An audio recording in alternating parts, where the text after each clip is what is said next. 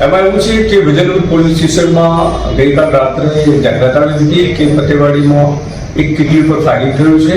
તે અનુસંધાને ત્યાં પોલીસ ગયેલી અને જે વ્યક્તિને ગોળી વાગી છે એને હોસ્પિટલાઇઝ કરવામાં આવેલો.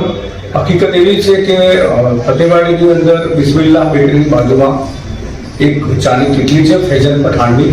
ત્યાં બેસવા બાબતે જે આટમના આરોપી છે અરબાદ અયુબભાઈ શેખ કરીને એની સાથે બોલાચાલી થયેલી હતી. એટલે ગઈકાલ રાત્રે 1:30 વાગ્યાની આસપાસ આરોપી અને એના 2 મિત્રો એ ત્યાં આવેલા અને ચાની કિટલી પર જઈને કીધું ફૈઝાન ક્યાં ગયો એને મારી નાખવું છે એમ કરીને બોલાચાલી થયેલી. એમાં જે એનો કારીગર છે અમૃતસર મસૂર અહેમદ પઠાણ એની સાથે મગજમારી થતાં એને ઉપર ફાયરિંગ કરવામાં આવેલું છે.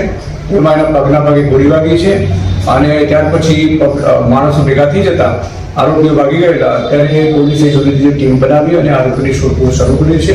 એક આરોપી છે એ નામજોગ છે, અરબાદ અયુબભાઈ શેખ કરીને છે. બધા આરોપીઓ ફતેવાડીમાં રહે છે. ટૂંક સમયમાં પોલીસ પકડી લે છે. તકરાર શું હતી અરબાદ અને ફૈઝાન વચ્ચે? મેં કીધું એ પ્રમાણે જે ફૈઝાન પઠાણ છે એની ત્યાં કેટલી છે એટલે આ લોકો આવીને બેસી રહેતા હશે એટલે પેલા એક વિસ્તારી ના પાડી એ બાબતે બોલાચાલી થઈ હતી ને એના કારણે આ લોકો કઈ કયા તૈયારી કરતા હથિયાર મૂકીને ભાગી ગયા છે.